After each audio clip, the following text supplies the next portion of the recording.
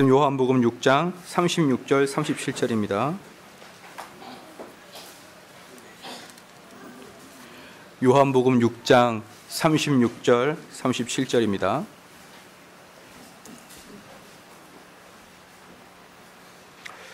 봉독해 드리겠습니다.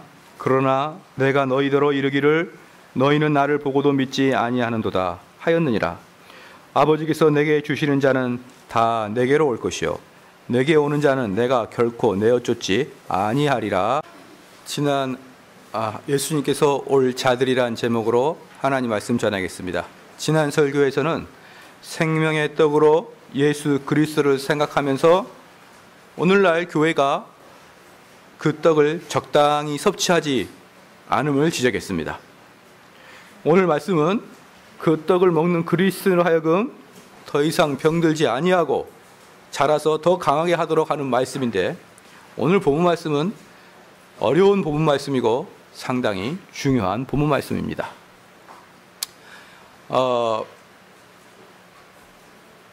헤르만 바빙크가 이렇게 이야기했습니다.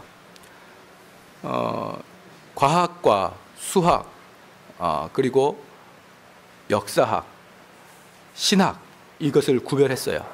구별했는데 뭐냐 그러면 수학 같은 경우는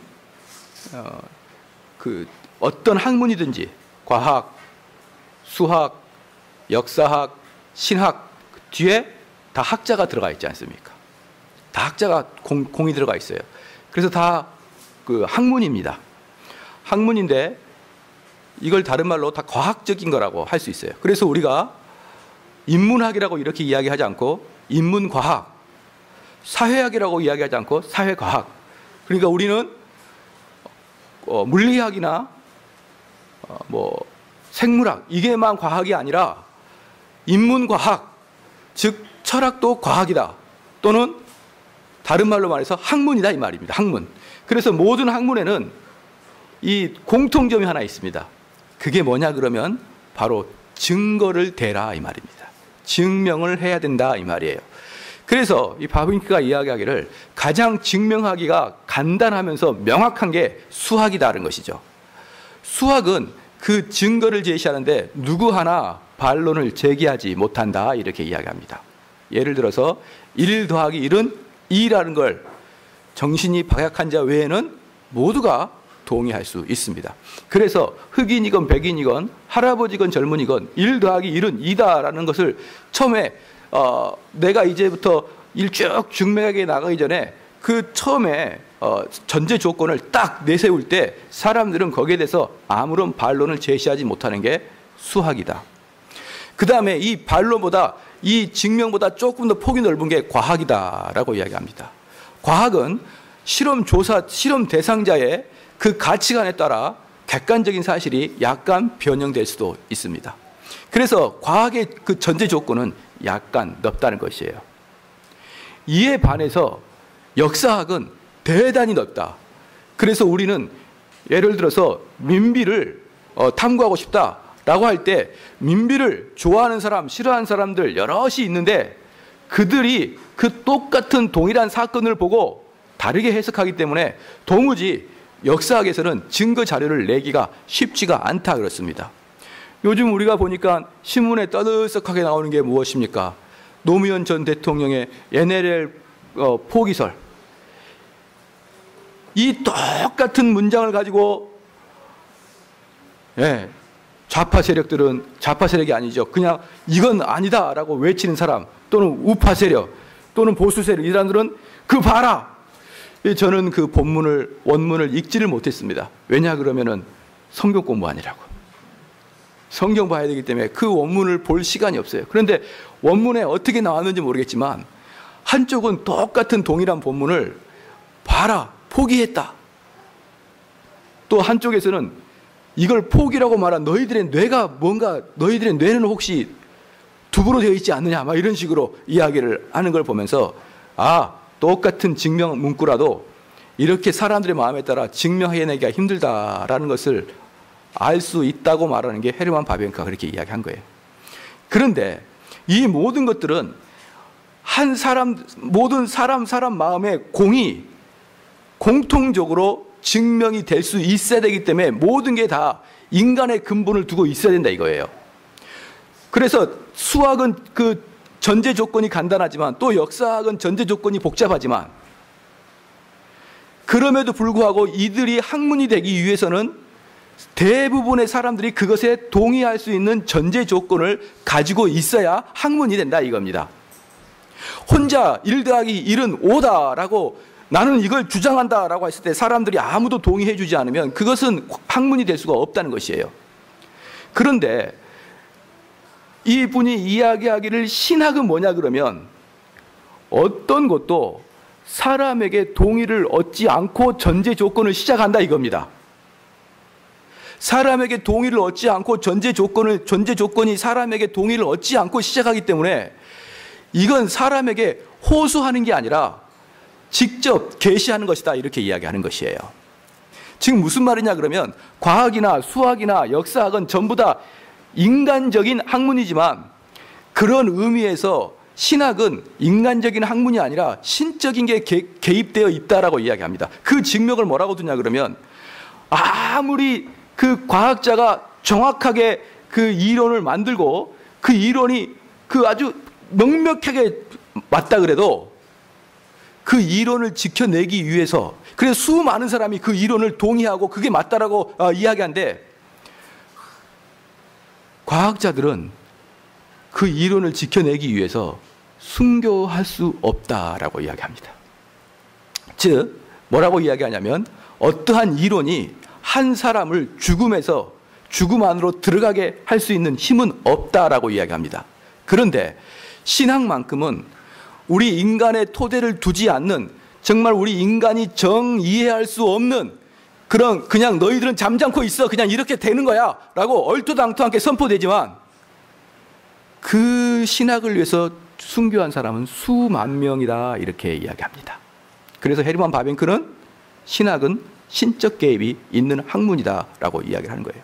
사람들을 설득할 수도 없고 사람들에게 다 맞다라고 동의할 수도 없는 그 이상한 그 이론들을 사람들은 그걸 받고 그것 때문에 죽음을 마다하지 않고 죽음 속에 들어간다 이 말이에요. 그런데 제가 왜 오늘 이렇게 바빙크의 이야기를 처음부터 시작하느냐. 오늘 바빙크가 이야기하는 그 이해할 수 없지만 그냥 선포되는 본문이 오늘 본문이다 이 말이에요. 이 본문은 우리 사람들에게 절대로 동의하지도 않고 그리고 대부분의 그 학문이나 대부분의 칼럼들을 보면요. 칼럼들을 보면은 자기가 인생을 살아가면서 깨달은 바를 씁니다. 자기가 인생을 그래서 주로 어떻게 씁니까? 내가 아이를 보면서 아이 커나가를 보면서 하나님을 생각하고 내가 한 60년 살아보니까 인생이란 이게였구나. 한 60년 살다 보니까 종교라는 게 이게였구나. 이런 식으로 칼럼을 쓴 것은 전부 다 인본주의적 관점이에요. 그런데 실질적으로 신학은 뭐냐 그러면 인간의 근거를 두지 않고 즉 내 경험의 근거를 두지 않고 우리 인간에게 이성에 전혀 호소하지 않는 이성에 반하는 그러한 이론에 입각하여 써진 게 성경이고 써진 게 신학이고 써진 게 신앙이다 이 말이에요. 무슨 말인지 아시겠습니까? 그래서 이 오늘 본문 구절은 여러분들 이성에 호소하는 게 아닙니다. 그냥 여러분들이 아무리 일생을 혼자서 지리산에서 돌을 닦아도 이 이론은 절대로 사람 스스로 생각하고 경험해서 나오는 게 아니라 이 말이에요. 이건 그냥 하나님이 너희들 그냥 이성 무시하고 너희들 생각, 너희들 합리적인 사고 무시하고 그냥 집어주는 것입니다. 그런 것들 중에 대표적인 게 무엇입니까? 삼위일체 하나님 너희들 이해하지 마. 그냥 삼위일체 하나님이야. 성육신 하나님 하나님께서 예수 그리스도 오신 거 이해하지 마. 예수 그리스도의 부활하심 이런 거 이해하지 마. 그냥 들어 이겁니다. 그런데 그 중에 오늘 하나가 뭐냐 그러면 하나님께 오는 사람들은 누구인가? 이것이 바로 우리 인간의 이성을 전혀 고려하지 않는 아주 대표적인 그런 문구예요. 오늘 요한복음 6장 36절 37절 그 쭉 뒤에 나오는 게 뭐냐 그러면 바로 이 폭발적인 이 문구가 뭐냐 그러면 칼빈주의의 바로 원천입니다. 칼빈주의의 원천이라 이겁니다. 이 본문은 우리가 그 칼빈주의 말하면은 그 튤립을 이야기합니다. 튤립인데 앞에 T자가 뭘까요? Total Depravity, 전적 타락. 그 다음에 U가 뭡니까? TULIP, T Total Depravity, 전적 타락. 그 다음에 U Unconditional Election, 그냥 아무나 선택한다는 것이죠. 아무나 선택한다. 누구 마음대로? 하나님 마음대로. 여러분들의 노력과 여러분의 선한 행위를 보시고 하나님이 선택하는 게 아니라 그냥 선택하는데 언제부터 선택하신다. 여러분이 태어나기 전부터 선택하는 게 아니라 성경에 보니까 태초부터 선택했다 이 말이에요. 태초부터. 그 다음에 Limited Atonement, 즉 Limited Atonement가 뭘까요? 제 생각이 안 나네요. 어쨌든 제한 속죄. 그 다음에 Irresistible Grace, 불가항력적인 은혜. 이거 영어 할 때마다 긴장이 돼요. Irresistible Grace. 이 개혁주의 할 때 보면 미국에서 살다 온 사람 엄청 많은데 그럴 땐 영어를 안 해요.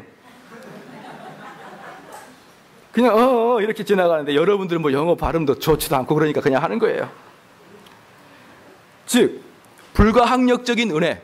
내가 아무리 은혜를 받고 싶지 않다 그래도 하나님이 은혜를 주신다 그러면 받을 수밖에 없는 은혜라 이 말입니다. 제가 이거 설명할 때마다 하는 거 있습니다. 내가 자매를 딱 보는 순간 불가항력적으로 사랑이 느껴집니까? 안 느껴집니까? 느껴지는 거예요. 그 자매를 봐서 키가 170, 눈은 크고 피부는 좋고 그러니까 나는 사랑해야지, 입력해가 사랑되는 게 아니라 이 말입니다. 보는 순간 불가항력적으로 나는 사랑하면 안 되는데 사랑이 느껴진다 이 말이에요. 그게 하나님이 우리에게 주신 사랑이다 이 말입니다.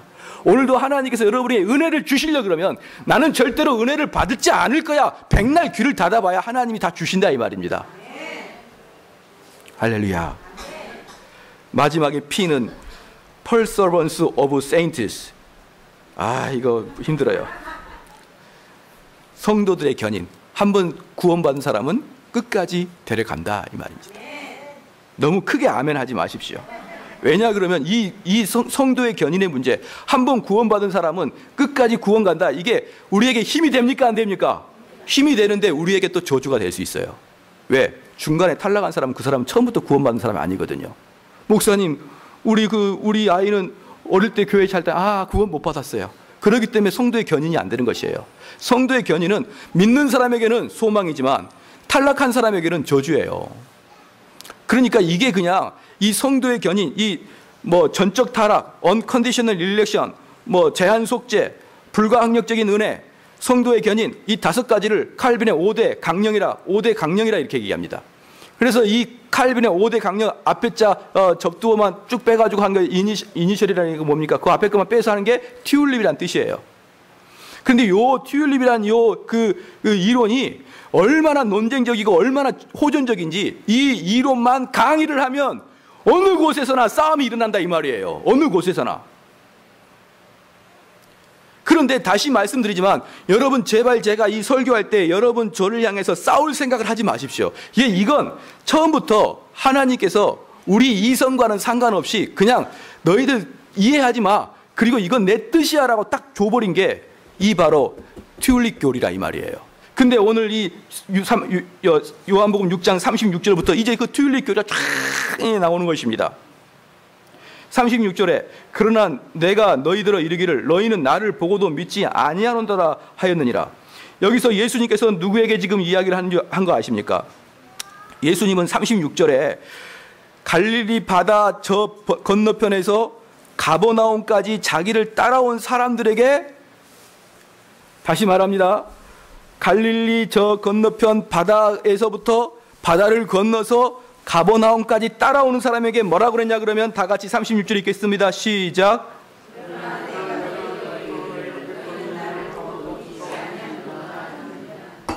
예수님을 찾아온 사람에게 예수님은 이렇게 이야기합니다. 너희들은 나를 믿지 않는구나.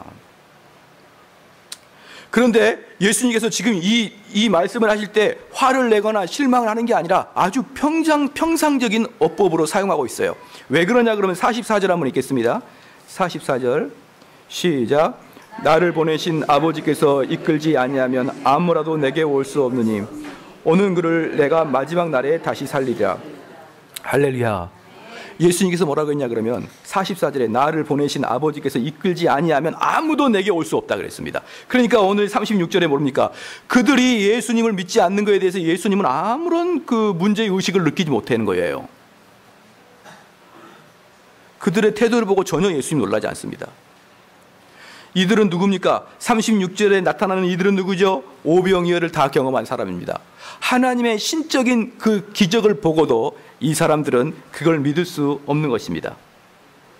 사랑하는 성도 여러분, 그래서 믿음이라는 것은 무엇을 본다고, 무엇을 경험한다고 믿는 게 아니에요. 그걸 잘 알아야 됩니다. 믿음은 제가 지금 여기에서 죽은 사람을 살렸다 하여 여러분들이 예수 그리스도에게 의지하는 거 아니에요. 누가 예수님을 의지하고 누가 예수님께 나오느냐? 하나님이 택한 자만 나온다 이 말입니다. 하나님이 택한 자만 예수님께 나오지 아무나 희한한 기적을 봤다 하여 아무나 우리 성도들의 아주 간곡한 친절을 받았다고 하여서 그 사람들이 예수님께 나오는 건 아니다 이겁니다.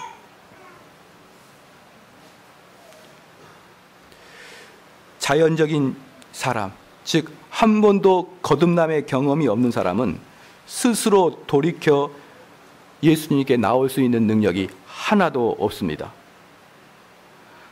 우리는 다시 말하지만 이 본문 말씀을 절대로 우리의 합리성이나 이성으로 생각하지 말고 본문 그대로 나오는 것을 우리는 이야기해야 되는 것이에요. 이게 전적 타락설인데 이 전적 타락설은 칼빈주의의 시작인데 사람들은 그럽니다. 그럼 칼빈이 무슨 예수님이나 되냐? 칼빈이 무슨 바울이나 되냐? 왜 그렇게 칼빈을 그렇게 좋아하느냐? 칼빈은 존경을 받고도 나올 만한 사람임에도 불구하고 제가 칼빈을 예수님처럼 따른다고 말할 수 있겠습니까? 그럴 수는 없어요. 그런데 칼빈이 왜 그렇게 우리에게 영향을 끼치느냐? 바로 칼빈이 이야기했던 전적 타락설은, 인간의 전적 타락설은 오늘 예수님이 요한복음에서 분명히 이야기하셨고 바울도 로마에서도 분명히 이야기했고 그리고 종교개혁자 이전의 종교개혁자들 위클리프도 그렇게 이야기했고 루터도 그렇게 이야기했고 칼빈도 그렇게 이야기했고 지빙글리도 그렇게 이야기했고 블링거도 그렇게 이야기했고 부처도 그렇게 이야기했다. 여기서 부처는 부처님이 아니에요. 사람 이름이 부처예요. 이 부처도 그렇게 해요. 그래서 수많은 종교개혁자들이 뭐라 했냐면 처음에 시작할 때 인간은 전적 타락했다 이것을 이야기하고 시작하는 것이에요. 인간은 전적으로 부패했습니다. 인간은 영적으로 완전히 무능력합니다. 다른 말로 해서 인간은 완전히 영적으로 죽었다 이겁니다. 그래서 인간은 결코 하나님을 향해 얼굴을 돌릴 수도 없고 하나님을 찾고자 하는 마음도 없고 더 나아가 하나님을 향해서 나 좀 살려달라고 손을 뻗칠 수 있는 힘도 없는 게 우리 인간이라 이 말이에요. 왜? 우린 영적으로 시체이니까.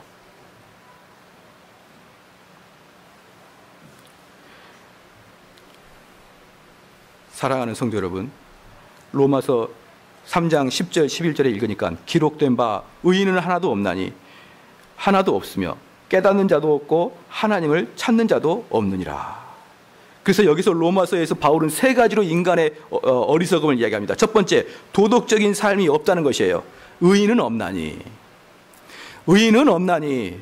도덕적인 삶을 살고 있는 사람은 아무도 없다는 것이에요. 그 다음에 지성적인 영역에 들어가 있는 사람도 아무도 없습니다. 왜? 깨닫는 자도 없고. 그 다음에 의지 영역에 전부 다 망가져 있어요. 왜? 하나님을 찾는 자도 없고. 그러니까 우리 인간은 하나님을 알기 전에 우리 인간은 세 가지가 다 망가져 있습니다. 도덕적인 삶이 없습니다. 의인은 없고, 지성적인 삶이 없습니다. 깨닫는 자도 없고, 의지의 영역이 나쁩니다. 왜? 하나님을 찾는 자도 없고. 이 세 가지가 다 나쁜데 이 세 가지가 합쳐져 있는 게 인간이다 이 말이에요. 그래서 사랑하는 성도 여러분, 이건 전적으로 성경적인 말인데 예수 그리스도에 의해서 거듭남을 경험하고 성령으로 양자의 영을 받지 않는, 성령으로 양자의 영을 받지 않는 그 모든 사람들, 성령으로 통해서 양자의 영을 받지 않는 모든 사람들은 다 위선자입니다.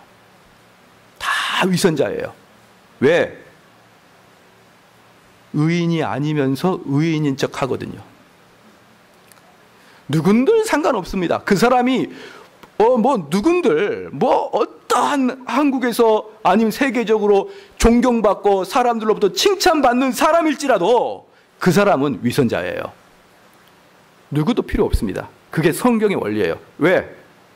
하나님에 의해서 그가 선택받지 않고, 그리고 예수 그리스도의 구속사역에 그가 참여하지 못하고 성령님의 인치심을 받지 못한 자는, 그래서 거듭나지 않는 자는 모두 죄인인데, 그 죄인들은 이 속에서 죄를 지고 싶어하는 그 마음이 너무나 강한데, 용기가 있는 사람은 죄를 짓고 용기가 없는 사람은 죄를 못 짓고 있는 상태일 뿐이에요. 그런데 낮에 나타날 때는 자기가 죄를 별로 좋아하지 않는 사람인 것처럼 드러나지만, 그 사람의 몸속에 술이 한 잔 들어가고 해가 지면은 그 속에 꿈틀했던 죄가 다시 꿈틀꿈틀거리는 것이에요. 그리고 아침에 출근할 때는 나는 죄가 없는 사람인 것처럼 다시 출근하고, 그리고 일할 때는 이렇게 올바른 정신을 가지고 일하다가 또 퇴근할 때 되면 다시 내 뱃속에 있는 그 또아리를 들고 있는 죄가 또 꿈틀꿈틀거리면서, 애야, 이제부터는 또 죄를 마음속에 품는 시간이야. 다 그렇게 이야기합니다. 사랑하는 성도 여러분, 그러므로 이 세상에서 제일 좋은 신랑감은 누굴까요? 제일 좋은 신랑감은 거듭난 자예요.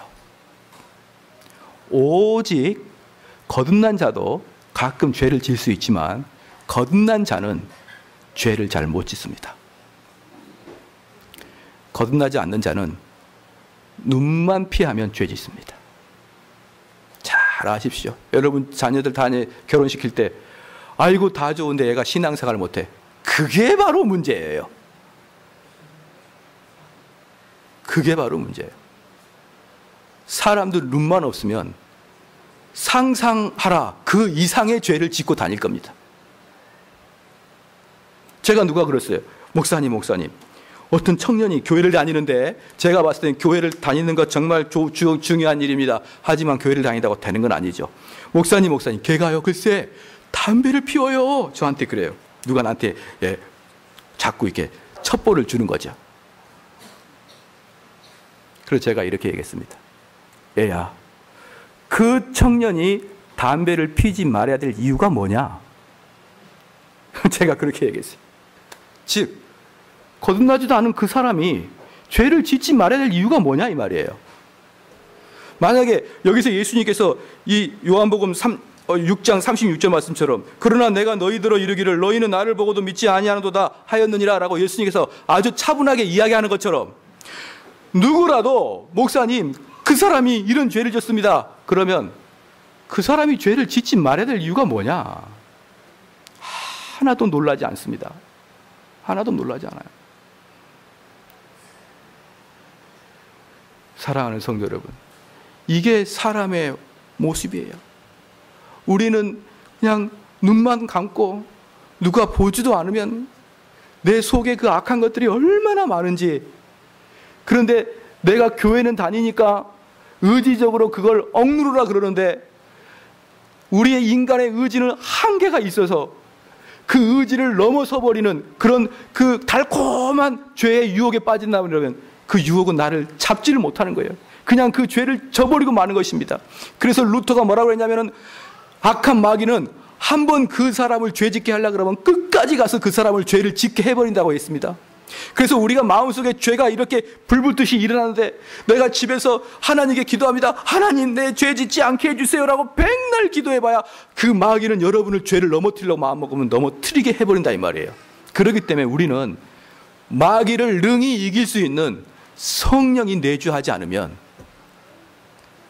이 세상에서 마귀를 이길 수 있는 것은 오직 성령님밖에 없는데, 성령이 내 안에 내주하지 않으면 내가 아무리 노력해도 죄에 굴복하게 되어 있다 이 말입니다.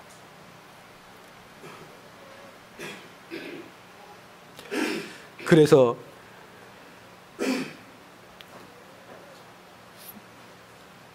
우리는 거듭나는 게 얼마나 중요한지 몰라요.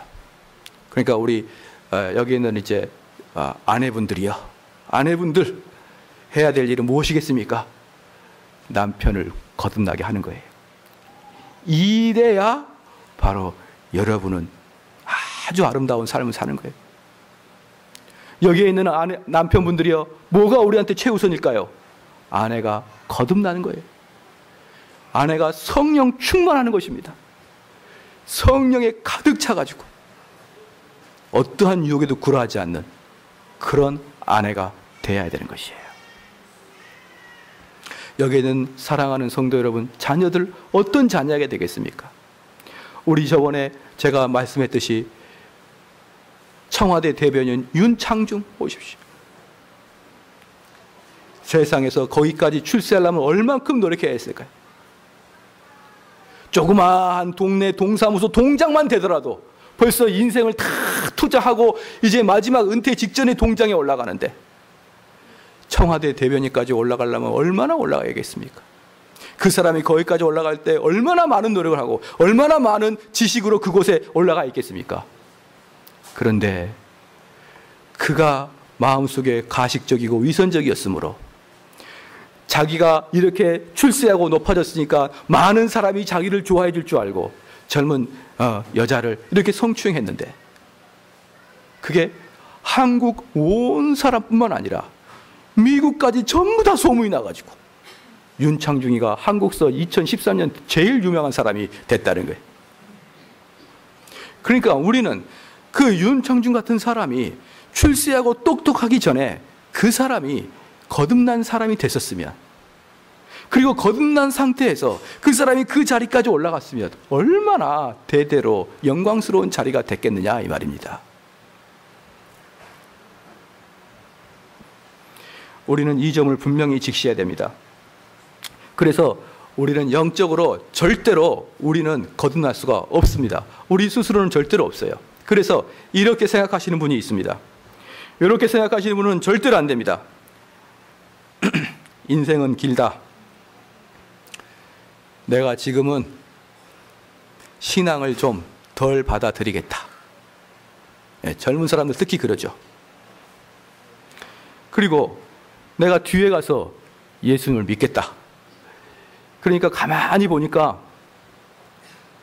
젊은 사람들은 금요일이면 놀러 가서 술도 먹고 자매도 만나고 형제도 만나고 좋은 시간들을 갖고 그러는 거 있는데, 이제 우리 홍권사님 중에서 되면은 어디 금요일날 저녁에 홍대를 가고 강남을 가겠습니까? 신촌, 홍대, 강남, 명동 어디를 가시겠습니까? 교회 오기도 힘들어 죽겠는데, 계단 오르락 내리락 하기도 힘든데, 그러면은 이제 나이가 드시면은 집에만 계시니까 젊은 사람 눈에는 딱 보고, 아, 나도 저 나이 때 되면은 놀러 갈 데 없으니까 집에 앉아서 성경이라 읽겠다. 그런 사람이 지금 우리 교회 보니까 3명 계시네. 지금은 좀 놀고, 지금은 좀 즐기고, 머리가 희끗희끗대고 주름살이 지고 사람들이 아무도 나 찾아주지 않을 때 내가 집에 앉아가지고 성경을 바라보면서 그때부터 내가 성경을 공부하겠다, 이런 사람이 지금 3명이 눈에 보일랑 말랑 그래요. 근데 그거 아십니까?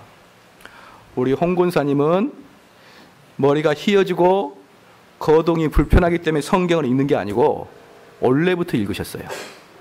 원래부터. 우리 백장로님 은퇴하고 힘도 없고 이래가지고 성경이라 읽는 것 같습니까? 백장로님은 원래부터 계속 읽으셨어요. 그리고 젊을 때부터 성경 읽지 않는 사람이 나이 들어 성경 읽는 사람 보셨습니까? 왜 그런 헛되고 허황된 마귀의 속임수에 넘어가고 있습니까? 신앙생활은 나이 들어서 하는 게 아니고 나이 들면은 절대로 못 바꿉니다. 그러니 젊을 때부터 하셔야 되는 것이에요. 젊을 때부터 나가서 죄 짓지 말고, 젊을 때부터 나가서 주님의 경건 생활에 헌신하며, 그렇게 하는 자만이 나이가 들어서도 하나님 품에서 아름다운 마무리를 하는 것이지, 젊었을 때 실컷 놀고 실컷 죄 짓고 나서 말년에 하나님이 축복해 주실 거라고 생각하십니까? 사랑하는 성도 여러분, 하나님 말씀을 똑똑히 들으십시오. 하나님께서는 그렇게 말씀합니다. 너는 영적으로 돌아설 능력 없다. 그러니까 내가 죽기 전에 회개하면 되지, 그런 생각하지 마라. 그런 식으로 영적으로 내가 회복되고 내가 거듭나는 게 아니다 이 말이에요. 하나님께서 선택한 사람만이 그 길을 갈 수가 있다 이 말입니다. 37절 한번 읽겠습니다. 37절 시작. 아버지께서 내게 주시는 자는 다 내게로 오는 것이요 내게 오는 자는 내가. 그러면 또 이렇게 이야기하는 악한 사람이 있습니다. 목사님, 그럼 내가 선택받지 않았으면 열심히 노력해도 필요 없겠네요? 그렇게 생각했죠 방금. 이건 다 각본에 짜여 있어요. 모든 인간이 다 그렇게 생각하고 있습니다. 제가 이 강의할 때마다 그런 사람 꼭 나타나요. 지금은 설교 시간이니까 질문 안 하죠. 만약에 성경 공부 시간이면 얼굴 탁 하면서 목사님 저는 더 이해할 수 없어요. 그러면 뭡니까? 이렇게 열심히 한다 그래도 선택 안 해서 끝이네요? 사랑하는 성도 여러분, 여기에 분명히 나왔습니다. 아버지께서 내게 주시는 자는 내게로 올 것이요 내게 오는 자는 내가 결코 내어 쫓지 아니하겠다. 여러분이 만약에 예수님께 나아가기로 마음 먹은 사람들은, 여러분께서 만약에 나는 예수님께 나아가고 싶고 말씀을 읽고 싶고 기도하고 싶고 예수님께 성령 충만함을 받고 싶은 사람들은 선택받은 자라 이 말이에요. 그러니 너가 선택받았는지 받지 않았는지 그런 거 테스트하지 말고 하나님께 나아가기를 추구하라 이 말입니다. 하나님께. 그러니까 다시 처음부터 다시 이야기하겠습니다. 목사님 나를 은혜시켜 주세요라고 앉아있지 마십시오. 하나님이 나에게 감동을 주시면 내가 하겠습니다. 그렇게 하면 안 됩니다. 여기에 보니까 내가 하나님께 나아가고 하나님을 추구하고자 하는 모든 자는 예수님이 그를 막지 않겠다. 할렐루야. 이게 바로 개혁신학의 시작입니다. 그래서 말입니다. 하나님께서 선택하는 자가 탁 있는데 우리는 이제 이 삼속리에도 하나님이 선택하는 자가 있는데 그 선택하는 자가 아직 발화점을 찾지 못해서 그대로 있는 사람이 있습니다. 그래서 말입니다. 모든 사역자들, 모든 목사님들은 잘 기억해야 될 게 뭐냐? 내가 말씀을 선포한다고 하여서, 내가 성경을 가리킨다고 하여서 모든 사람이 나를 좋아할 것이라 생각하지 마십시오. 왜냐? 이 말씀이 내 마음밭에 아멘으로 화답해진 사람은 하나님이 선택한 자지 내가 설득해서 그 사람이 나한테 동조하고 동의하는 게 아니라 이 말이에요. 또 하나, 내가 아무리 잘 설득하고 잘 설교를 할지라도 계속적으로 불만과 불평과 안 듣겠다고 마음 먹고 머리 숙이고 눈 감고 있는 사람들은 선택되지 않음에 대해서 자기의 두려움을 가지고 있으라 이 말입니다. 그래서 목사님 나는 왜 이렇게 동일한 이야기를 들어도 왜 내 마음은 이렇게 뛰지 않고 내 마음은 열정을 갖고 있지 않을까요? 아마 학교 선생님들은 다 알 것입니다. 자기가 가르칠 때 지금 자기의 가르침에 지금 그 동의를 하고 잘 받아들이는 학생과 얼굴은 선생님을 쳐다보는데 얼굴은 칠판을 쳐다보는데 떡 생각하고 있는 학생들을 구별해낼 수 있을 거예요. 선생님들은. 그건 뭐 오랜 경험을 갖지 않는 이제 초임 선생님일지라도 이 학생이 지금 이 수업에 집중하는지 안 하는지 아니면 영혼 없이 쳐다보고 있는지 다 알 수 있습니다. 마찬가지로 지금 우리 교회의 성도들은 저의 설교에 대해서 제가 감히 이야기하는데 많은 사람들이 동의하고 있어요. 그런데 또 몇몇의 사람들은 동의 못합니다. 그러면 이렇게 보자 이겁니다. 이건 정대훈 목사가 잘못이 아니라 바로 그 사람 마음밭이 잘못인 거예요.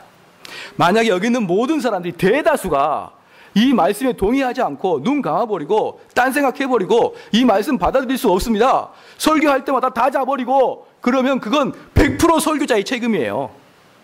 설교를 지겹게 하든지 메시지를 잘못 전하든지 와, 이게 무슨 말을 하는지를 그냥 모르게 산만하게 전하든지 그 설교자의 문제예요. 전체가 그러면. 그런데 지금 저희 교회는 전반적으로 제 설교를 받아들이고 있다는 게 느껴져요.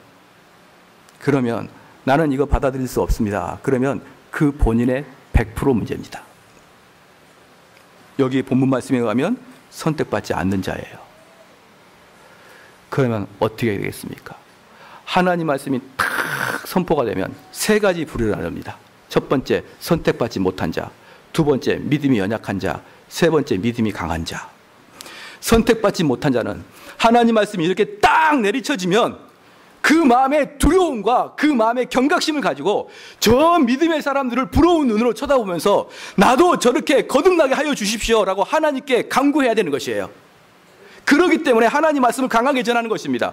두 번째, 믿음이 연약한 자는 하나님 말씀이 딱 들을 때 이 연약한 자는 말씀이 너무 강하네, 나 기분 나빠, 튕겨 나가는 것은 믿음이 없는 자이고, 믿음이 연약한 자는 말씀이 너무 강하네, 내 마음을 찌르시네, 나를 살려주세요라고 붙드는 게 믿음이 연약한 자예요. 할렐루야. 마지막 믿음이 강한 자, 목사님 말씀 들어보니까 바로 내 얘기예요. 은혜와 은혜 속에 감동과 감동 속에 들어가는 게 바로 오늘 이 본문 말씀이라 이거예요. 이 본문 말씀이 짧아도 얼마나 중요한지 모릅니다. 그래서 우리가 여기에서 신앙생활 할 때 목사님 말씀이 내 귀에 쏙쏙 들어오고 나를 변화시키고, 그리고 내 삶에서 예수 그리스도를 의지하게 되고, 그 전에는 기도가 안 되는데 이제는 기도가 되고, 그 전에는 말씀을 읽기 싫은데 말씀을 읽고 싶고, 그런 마음이 내 마음에 들어오면 눈물로 감사합니다. 감사합니다. 성령이 내 안에 계시는군요. 감사합니다. 감사합니다. 그런데 아무리 전해도 너는 전해라, 나는 안 듣겠다. 그런 분들은 조나단 에드워드가 이야기를 뭐라 그랬냐 그러면, 너희들은 벼랑 끝에 서 있는데 선하신 하나님이 너희를 붙들고 있는데, 마지막에 경각 그 절벽 끝에 너희들이 서 있는데 왜 너희들의 영적인 상태를 보지 못하느냐? 왜 너희들의 영적 상태를 보지 못하느냐? 선하신 하나님께서 진노의 하나님이 되어서 너희를 손을 놓는 순간 너희들은 지옥으로 다 떨어진 인생인데 뭐가 그렇게 좋다고 잘난 척하느냐? 조나단 에드워드가 그렇게 설교했습니다. 그리고 그 설교가 온 미국을 전부 다 뒤집어 엎어가지고 제1차 대각성 운동이 조나단 에드워드의 그 설교에서부터 나온 거예요. 그러니까 사랑하는 성도 여러분, 여러분의 세 가지 상태를 잘 보십시다. 첫 번째, 오늘 이 말씀이 여전히 내 마음을 강하게 찌르지 않고 맹숭맹숭한 사람들은 제일 두려워하십시오. 제일 두려워하십시오. 너무너무 두려운 상태. 그래서 기도하십시오.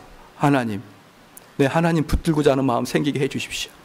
내 마음이 목사님 설교 들을 때마다 양심의 가책을 느끼게 해 주시고, 내가 그쪽으로 달려가고자 하는 그 마음이 풍성하게 하게 해 주시옵소서.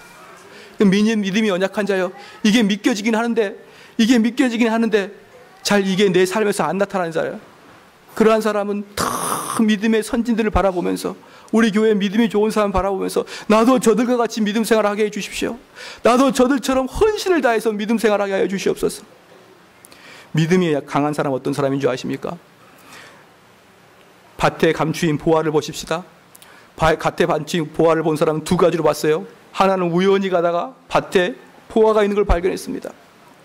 또 한 사람은 진주를 찾는 상인인데 여러 곳에 다니다가 진주를 발견했어요. 그런데 둘 다 보화를 발견했는데 그 보화가 얼마나 좋은지 내 집에 모든 걸 다 팔아서라도 그 보화를 살려고 내가 달려가는 그 모습, 할렐루야. 오늘 말씀을 딱 들어봤는데 이 말씀이 너무 꿀송이 같고 이 말씀이 나를 너무 감동시켜서 온전히 이 말씀만 생각나는 거예요. 내가 주일날만 돼서 말씀을 들고 가고 싶고, 내가 토요일날이면 성경 공부하고 싶고, 내가 집에 있으면 기도하고 싶고, 그런 마음으로 막 불일 듯 일어나는 자라. 바로 그런 사람이 믿음의 최고예요. 할렐루야. 이놈의 주일은 왜 이렇게 빨리 돌아오냐? 목사님 설교가, 이 우리들 성도들은 천재적인 게 몇 가지가 있어요. 딱 목사님이 보통 한 50분 설교한다. 그럼 51분 딱 되면 몸이 느껴져요. 시계도 안 봐도 사람들이 그 시간이 되면 몸에 딱 시간이 맞춰져 가지고 딱 시간이, 아, 이건 설교 시간이 좀 넘었다 그러면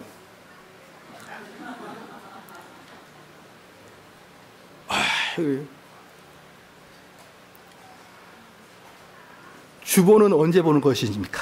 주보는 예배 순서를 때 보는 거예요. 그런데 설교 시간에 이렇게. 그리고 옆 사람하고 대화를 나눌 때 주보를 사용하는 거예요. 오늘 점심 때 커피나 한잔 같이 하자. 딱 주면은 또 그러자 응 쓰면서 키고 편지의 활용도로. 그래도 아직까지 노트에다가 오목 둔 사람 없죠. 너무 지겨워서. 설교가 너무 지겹고 이 설교는 버티는 것이고 이 설교가 끝날 때 그 찬양이 얼마나 강력한지, 왜? 다 끝났다는 느낌에. 그래서 하나님 말씀 받기를 거절하고. 사랑하는 성도 여러분, 이런 마음은 정말 옳지 않은 마음이에요. 우리는 전력을 다해서 이 복음을 받아들일 생각을 하셔야 되는 것입니다. 할렐루야. 말씀의 결론을 맺겠습니다. 우리는 말입니다, 우리의 능력으로 우리가 예수님 선택한 거 아니셔요. 그래서 이렇게 생각하면 됩니다. 만약에 우리 교인은 아닌데 내가 집안에 누가 그러나 친구들 중에 교회는 한 30년 다녔는데 성경을 읽어도 재미도 없고, 지난주에 제가 후탁 성경을 이야기했는데 어떻게 차에서 좀 성경책 빼셨나요? 제 차에는 성경책이 2권이 있어요. 그래서 그 성경책은 신방용 성경책이에요. 근데 세라 세연이가 그걸 또 인증사진 찍었더라고. 목사님 차에도 성경책 넣어놨구만 이러면서. 그런데 이 성경책을 읽을 때마다 좋고 읽을 때마다 감사해야 되는데 도무지 읽어지도 기쁨도 없고 기도에도 공허하고, 그런 분들 여러분 절대로 책망하지 마십시오. 자, 다시 한번 여기 한번 보겠습니다. 그분들 책망하지 마십시오. 쉽게 말해서 개혁주의는 이겁니다. 왜 그에게 믿음이 없느냐? 왜 그에게 믿음이 없느냐? 그가 믿을 수 있는 능력이 없기 때문에 그러는 거예요. 조그만 아이에게 미적분을 풀라 그랬고, 그랬을 때 너가 지금 밥을 몇 그릇을 먹었는데 미적분은 못 푸냐라고 이야기하는 것은 잘못이에요. 하나님이 믿을 수 있는 능력을 주신 자만 믿어지는 것입니다. 그렇기 때문에 그 믿을 수 있는 능력이 없는 자는 아무리 책망할지라도 절대로 믿을 수 없는 거예요. 호랑이한테 너는 이놈의 새끼야, 호랑아, 너는 왜 그렇게 고기만 먹냐? 배추도 좀 먹어라. 호랑이는 못 먹어요, 배추를. 양에게 너무나 채식을 먹으면 안 된다. 너 똥 봐라. 똥이 동글동글한 게 장이 이상하지 않느냐. 너 고기 좀 먹어라. 양은 절대로 고기를 먹을 수 없습니다. 사랑하는 성도 여러분, 하나님이 선택하여 하나님이 그리스도인으로 만들어준 사람만이 믿는 것입니다. 할렐루야. 목사님, 도저히 받아들일 수 없는데요. 다시 말하지만 여러분의 이성과 여러분의 합리성이 호소하는 거 아니에요. 그냥 요한복음 6장 36절, 37절에 이야기하는 것을 풀어주는 것입니다. 우리가 진짜 중요한 것, 선택 하나도 못합니다. 우리는 간단한 것은 우리가 선택할 수 있어요. 오늘 제가 나올 때 오늘 이 핑크색 넥타이를 맬까? 아니면 오늘 더운데 좀 푸른색 넥타이를 맬까? 한참 고민하다가 핑크색으로 맸어요. 제가 이런 것은 선택할 수 있습니다. 오늘 내가 양복을 입는데 여름 양복이 저는 2벌인데 이걸 입을까 저걸 입을까 선택할 수 있습니다. 식당에 들어가서 김치찌개를 먹을까? 아니면 된장찌개를 먹을까? 제육볶 덮밥을 먹을까? 아니면 짬뽕과 짜장 어느 걸 먹을까? 다 여러분이 선택해낼 수 있습니다. 여행지를 속초로 갈까? 제주도로 갈까? 다 선택할 수 있습니다. 그러나 점점 중요하고 점점 근원적인 것을 우리는 선택할 수 없습니다. 나는 한국에서 태어난 것을 선택하지 못했습니다. 나는 1900년대에 태어난 것을 선택하지 못했습니다. 한국 역사상 가장 부유하고 부강한 이 시기 때 태어날 것을 선택하지 못했습니다. 나는 여자로 태어나고 싶었는데 남자로 태어났습니다. 나는 지금 우리 부모님이 아니라 정중 밑에 태어나고 싶었습니다. 선택하지 않았습니다. 같은 정신이니까. 나는 성품이 참으로 온유한 자로 태어나고 싶었지만 그걸 선택하지 못했습니다. 나는 키가 180은 되고 싶었지만 선택했지만 선택할 수 없었습니다. 선택의 의지가 없었습니다. 나는 태어날 때와 죽을 때 장소 선택을 할 수 없습니다. 아무것도 없습니다. 나는 100살만 살다가 죽어야겠다 선택할 수 없습니다. 이 세상에서 가장 중요한 것들은 여러분 하나도 선택할 수 없습니다. 내 자녀 전교에서 1등한 자 나도 낳고 싶다 이겁니다. 전교에서 111등이 아니라 1등을 한 자 낳고 싶다 이거예요. 하지만 선택할 수 없습니다. 선택할 수 없습니다. 그러나 이것보다 더 근원적이고 더 온질적인 영적인 문제를 우리가 어떻게 선택할 수 있다 이 말입니까? 우리는 우리 능력으로 선택할 수 없습니다. 하나님이 우리를 선택해 주시는 것입니다. 그러므로 오늘도 사랑하는 성도 여러분요, 이 말씀이 믿어주시고 이 말씀이 여러분의 감동이 되어진다 그러면 하나님께 감사하고, 하나님 감사합니다, 감사합니다. 나를 선택해 주셔서 감사합니다. 더 나아가서 나를 이렇게 선택해 주셨으니 하나님 감사합니다. 나를 끝까지 나를 인도해 주실 걸 믿습니다. 할렐루야. 그래서 저 본향에 나를 데려가는 것을 내가 믿습니다. 하나님, 오늘도 내가 소망이 넘칩니다. 그런데 하나님, 설교가 끝날 때가 됐는데도 아직도 믿어지지 않아요. 하나님, 저를 불쌍히 여겨 주시옵소서.